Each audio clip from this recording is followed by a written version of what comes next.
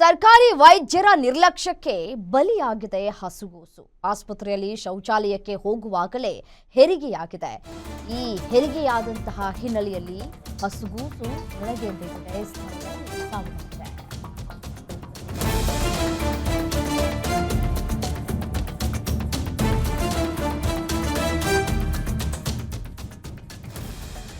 ಹಾವೇರಿ ಸರ್ಕಾರಿ ಜಿಲ್ಲಾ ಆಸ್ಪತ್ರೆಯಲ್ಲಿ ನಡೆದಿರುವಂತಹ ದುರಂತ ಘಟನೆ ಇದು.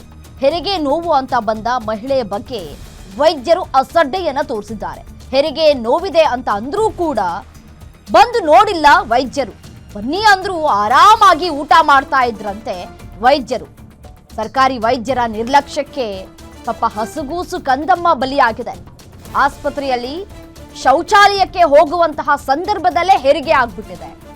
ಆ ಹೆರಿಗೆ ಆದಂತಹ ಸಂದರ್ಭದಲ್ಲಿ ಆ ಮಗು ಕೆಳಗೆ ಬಿದ್ದು ಸಾವನ್ನಪ್ಪಿದೆ. ಎಷ್ಟು ನಿರ್ಲಕ್ಷ್ಯ ಅಪ್ಪ, ಇಷ್ಟೊಂದು ನಿರ್ಲಕ್ಷ್ಯ. ಬಹಳ ನೋವಾಗ್ತಾ ಇದೆ, ಹೆರಿಗೆ ನೋವು ಬಂದಿದೆ, ತುಂಬಾ ನೋವಾಗ್ತಾ ಇದೆ, ತಡೆಯೋಕ್ಕಾಗ್ತಾ ಇಲ್ಲ, ಬನ್ನಿ ಅಂತ ಹೇಳಿ ಗೋಗರೆದ್ರೂ ಕೂಡ ಬಂದಿಲ್ಲ ವೈದ್ಯರು ಅಂತಂದ್ರೆ ಇವರೆಲ್ಲ ನಾಲಾಯಕ್ ವೈದ್ಯರು. ಆ ಒಂದು ಹುದ್ದೆಗೆ ಅರ್ಹರಲ್ವೇ ಅಲ್ಲ. ನಾವು ಪೂಜಿಸ್ತೀವಿ ವೈದ್ಯರನ್ನ, ನಿಂತ್ಕೊಳ್ಳೋದಕ್ಕೂ ಆಗ್ತಿಲ್ಲ ಅಂತಂದ್ರೂ ನರ್ಸ್ ಕೇರ್ ಮಾಡಿಲ್ಲ. ನೋವನ್ನ ತಡೆಯಲಾಗದೆ ನೆಲದ ಮೇಲೆಯೇ ಗರ್ಭಿಣಿ ಕುಳಿತುಕೊಂಡಿದ್ದಾರೆ. ಗರ್ಭಿಣಿ ಜೊತೆಗಿದ್ದ ಸಂಬಂಧಿಕರನ್ನು ಹೊರಗೆ ಕಳಿಸಿದಂತಹ ನರ್ಸ್, ಸಂಬಂಧಿಕರನ್ನ ಕಳಿಸಿದ ಮೇಲೆ ಜೊತೆಗಿರಬೇಕಾಗಿದ್ದಂತಹ ನರ್ಸ್ ಎಲ್ಲಿ ಹೋದ್ರು? ಗರ್ಭಿಣಿಯನ್ನ ನೋಡ್ಕೊಳ್ಳೋದಕ್ಕೆ ಅಲ್ಲಿ ನರ್ಸ್ ಇರ್ಲಿಲ್ಲ. ಯಾಕೆ?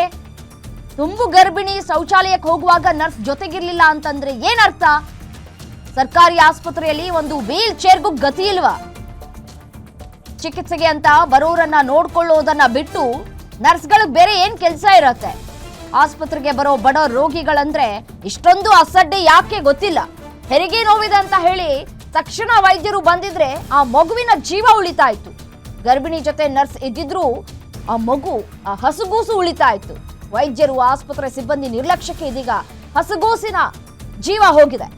ರೂಪಾ ಗಿರೀಶ ಕರಬಣ್ಣನವರ ದಂಪತಿಯ ಮಗು ಸಾವನ್ನಪ್ಪಿದೆ. ಕಾಕೋಳ ಗ್ರಾಮದಿಂದ ಜಿಲ್ಲಾಸ್ಪತ್ರೆಗೆ ಬಂದಿದ್ದಂತಹ ದಂಪತಿ ಆಸ್ಪತ್ರೆ ವಿರುದ್ಧ ದೂರನ್ನ ನೀಡಿದ ಗಿರೀಶ ಕರಣ್ಣನವರು ನಿಂತ್ಕೊಳ್ಳೋದಕ್ಕೂ ಆಗ್ತಿಲ್ಲ ಅಂತಂದ್ರೂ ಕೂಡ ಕೇರ್ ಮಾಡಿಲ್ಲ ನರ್ಸ್ಗಳು. ಇವರಿಗೆ ಸಂಬಳ ಕೊಟ್ಟು, ಕೆಲಸ ಕೊಟ್ಟು, ಕರ್ತವ್ಯವನ್ನ ನಿಭಾಯಿಸಿ ಅಂತಂದ್ರೆ ಇವ್ರ ಯೋಗ್ಯತೆಗಳಿಗೆ ಕರ್ತವ್ಯ ನಿಭಾಯಿಸೋದಕ್ಕೂ ಕಷ್ಟ. ಇನ್ನು ನರ್ಸ್ಗಳಂತ ಹೇಳ್ಕೊಳ್ಳೋದಕ್ಕೆ ಯಾಕೆ ನೀವು ಕೆಲಸ ಮಾಡ್ಬೇಕಲ್ಲಿ ಅಂತ ಹೇಳಿ ನರ್ಸ್ ಜೊತೆಗಿದ್ರು ಅಟ್ಲೀಸ್ಟ್ ಹಸುಗೂಸಿನ ಜೀವ ಉಳಿತಾ ಇತ್ತು. ತುಂಬು ಗರ್ಭಿಣಿಯನ್ನ ಯಾರಾದ್ರೂ ರೆಸ್ಟ್ ರೂಮ್ಗೆ ಹೋಗಕ್ ಬಿಡ್ತಾರ? ನೋಡ್ಕೊಳ್ಬೇಕು, ಶೌಚಾಲಯಕ್ಕೆ ಹೋಗ್ಬೇಕು ಅಂತಹ ಸಂದರ್ಭದಲ್ಲಿ. ಸರ್ ಅವ್ರಿಗೆ ಪೇನ್ ಬಂದಿತ್ರಿ, ಡೆಲಿವರಿ ಪೇನ್. ಅವಳಕ BP ಚೆಕ್ ಮಾಡಿಸ್ಕೊಂಬ ಅಂದ್ರಿ. ಅವ್ರು BP ಚೆಕ್ ಮಾಡಿಸ್ಕೊಂಡ್ ಬಂದ್ರಿ. BP ಚೆಕ್ ಮಾಡಿಸ್ಕೊಂಡ್ ಮೇಡಮ್ ಅವ್ರ ಹಿಂಗಾಗೈತ್ರಿ, ಒಂದ್ 2-3 ಸಾರಿ ವಾಮಿಟ್ ಆಗೈತ್ರಿ, ಅದಕ್ಕೆ ಈಗೀಗ ಡೆಲಿವರಿ ನೋವು ಬಂದವ್ರಿ ಅಂತ ಹಿಂಗ್ರಿ. ಇಲ್ಲ ಮೇಡಮ್ ಅವ್ರ ನಾಷ್ಟ ಮಾಡಕ್ ಹೋಗ್ಯಾರ ಡಾಕ್ಟ್ರು, ನಾಷ್ಟ ಮಾಡೋಣ ಹೋಗ್ರಿ ಅಂತ ಅಂದ್ರೆ ನಾನು ನಿಂತ್ಕೊಳ್ಳೋಕ್ಕೂ ಪೇಷನ್ಸ್ ಇಲ್ರಿ ಈಗೀಗ ಅಂತಂದ್ರೆ ಅವ್ರು ಏನು ಕೇರ್ ಮಾಡ್ಲಿಲ್ರಿ. ಅಲ್ಲೇ ನಾನು ನೆಲ ಮೇಲೆ ಕುಂದಿಸ್ಕೊಂಡು ಕುತ್ಕೊಂಡಿರಿ. ಆಕಿಗೆ ಕುಂದ್ರತ್ಗಿನ ಎಲ್ಲರೂ ಬಂದು ಪೇಷಂಟ್ ಅಷ್ಟ ಬಿಡಿ, ನೀವು ಹೊರ ನಡಿ ಅಂತಂದು ಹೊರಗೆ ನಡಿ ಅನ್ನತ್ತೆ. ನಾವು ಹೊರಗೆ ಹೋದ್ರಿ. ಆಕಿಗೆ ಟಾಯ್ಲೆಟಿಗೆ ಬಂದಂಗೆ ಆಗೈತ್ರಿ. ಟಾಯ್ಲೆಟಿಗೆ ಬಂದಂಗೆ ಆಗತ್ತೆ. ಅಲ್ಲೇ ಬಾಜು ಐತ್ರಿ, ಅಲ್ಲಿ ಹೋಗಾಳ್ರಿ. ಆಕಿ ಯಾರೋ ಹೋಗಿದ್ರಂತೆ, ಹಂಗಾಗಿ ಅಲ್ಲಿ ಯಾರೋ ಹೋಗಾರಂತ ಹೊರಗೆ ಒಂದು 8-10 ಹೆಜ್ಜೆ ಬಂದ್ರಿ, ಡೆಲಿವರಿನ ಆಗ್ಬಿಡ್ತೀರಿ. ಕೆಳಗೆ ಬಿದ್ದ ಬಿಡ್ತೀರಿ ಸಡನ್ ಆಗ್ಲಿ. ಯಾರಿಲ್ರಿ, ನಾನು ಓಡಿ ಬಂದು ಕಾಲ್ ಬಿಡಾಕತ್ತೀನಿ. ಬರ್ರಿ ಮೇಡಮ್ ಅವ್ರ ಏನಾಗೈತಿ, ಎಲ್ಲಿ ಹೋಗಿದ್ರಿ ಅಂದ್ರೆ ಟಾಯ್ಲೆಟ್ಗೆ ಹೊಟ್ಟಿದ್ರಿ, ಬರ್ರಿ ಅಂದು ಅವ್ರನ್ನ ಹಿಡ್ಕೊಂಡು ತೊಗೊಂಡು ಹೋದ್ಮೇರಿ. ಅವಾಗ ಬಂದು ವೀಲ್ ಚೇರ್ ಮೇಲೆ ಕುಂದಿಸ್ಕೊಂಡ್ ಬಂದ್ರಿ ಅವ್ರು. ಇಲ್ರಿ, ಅದು ನೆಲಕ್ಕೆ ಬಿದ್ದ ತಕ್ಷಣ ಹೋಗಿರ್ಬೇಕ್ರಿ. ಅದು ತೊಡಿ ಮೇಲೆ, ತಾಯಿ ತೊಡಿ ಮೇಲೆ ಹಾಕೊಂಡು ತೊಗೊಂಬಂದ್ರಿ ಅವ್ರು. ಎಸ್ಎನ್ ಇದೇ ವಿಚಾರಕ್ಕೆ ಸಂಬಂಧಪಟ್ಟಂತೆ ಮತ್ತಷ್ಟು ಡೀಟೇಲ್ಸ್ ಕೊಡ್ತಾ ಹೋಗ್ತಾರೆ ನಮ್ಮ ಪ್ರತಿನಿಧಿ ರಮೇಶ್ ದೂರವಾಣಿ ಸಂಪರ್ಕದಲ್ಲಿದ್ದಾರೆ.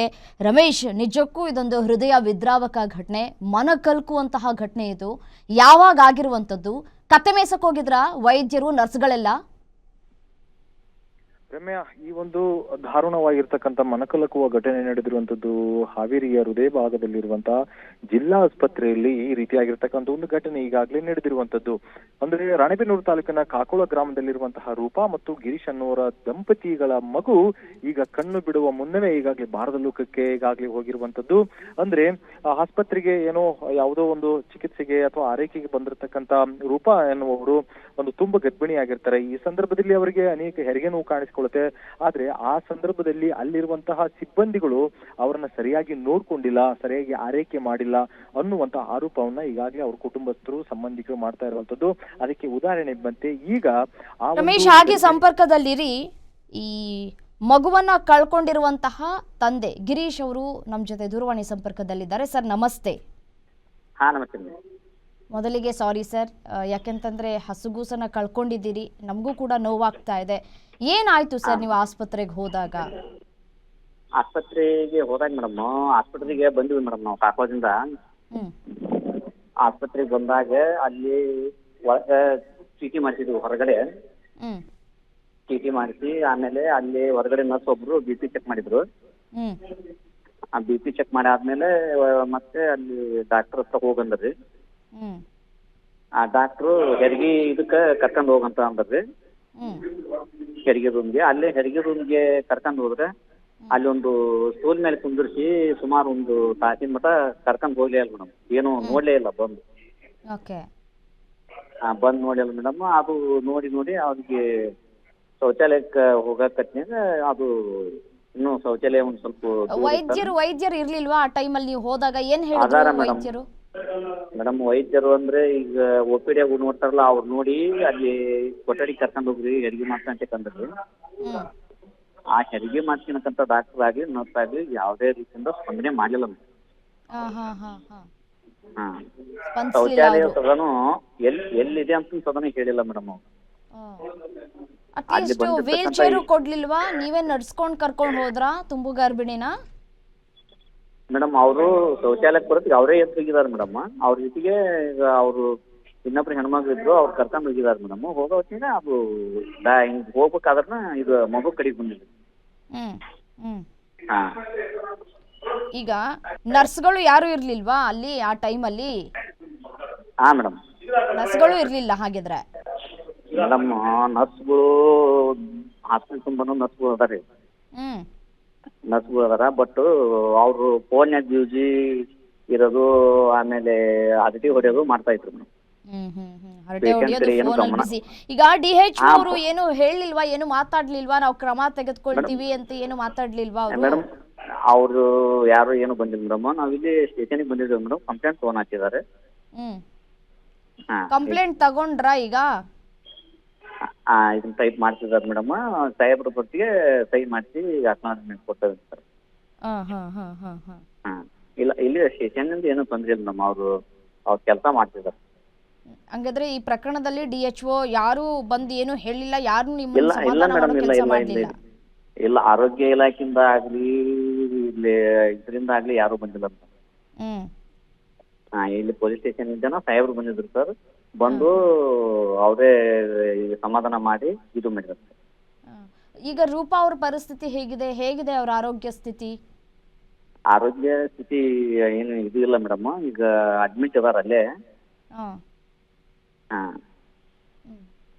ಅಡ್ಮಿಟ್ ಮಾಡ್ಕೊಂಡು ಚೆಕಪ್ ಆದ್ರೂ ಮಾಡ್ತಿದಾರ? ಟೈಮ್ ಕರೆಕ್ಟ್ ಆಗಿ ನೋಡ್ಕೊಳ್ತಾ ಇದ್ದಾರಾ ಅಂತ? ಇವಾಗ ನೋಡ್ಕೊಂತಿದಾರ ಮೇಡಮ್. ಈಗ ನೋಡ್ಕೊಳ್ತಿದ್ದಾರೆ ಎಲ್ಲ ಆಗೋದ್ಮೇಲೆ, ಮುಗಿದ್ಮೇಲೆ?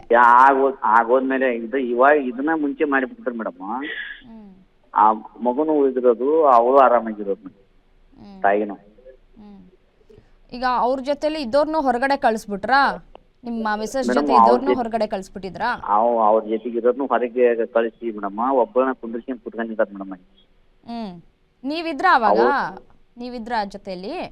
ನಾವು ಹೊರಗಡೆನೆ ಇದ್ದಾವೆ ಮೇಡಮ್. ಹೊರಗಡೆನೆ ಇದ್ರಿ? ಅಲ್ಲ, ಈಗ ಹೆರಿಗೆ ಆಗೋ ಟೈಮಲ್ಲಿ ಹೇಗ್ ಗೊತ್ತಾಯ್ತು? ಈಗ ಹೆರಿಗೆ ಆಗೋಯ್ತು, ಮಗು ಈ ತರ ಇಲ್ಲ ಅನ್ನೋದು ಹೇಗ್ ಗೊತ್ತಾಯ್ತು ನಿಮ್ಗೆ? ಅಂದ್ರೆ ಮೇಡಮ್ ಈಗ ಅವರು ಈಗ ಇದಕ್ಕೆ ಹೋಗ್ಬೇಕಾದ್ರೆ ಅವ್ರ ಜೊತೆಗೆ ಒಬ್ರು ಹೆಣ್ಮಕ್ಳು ಇದ್ರು, ಬ್ರದರ್ ಹೆಂಡತಿ. ಅವಾಗ ಅದು ಮಗು ನೆಲಕ್ಕೆ ಬೀಳತ್ತಿಗೆ ಗೊತ್ತಾಗಿತ್ತು. ಓಕೆ ಸರ್, ಈಗ ಕಂಪ್ಲೇಂಟ್ ಕೊಟ್ಟಿದ್ದೀರಿ, ನೋಡೋಣ ಏನು ಕ್ರಮ ತೆಗೆದುಕೊಳ್ತಾರೆ ಅಂತ ಹೇಳಿ. ಧನ್ಯವಾದಗಳು ಗ್ಯಾರಂಟಿ ನ್ಯೂಸ್ ಜೊತೆ ಮಾತನಾಡಿದ್ದಕ್ಕಾಗಿ.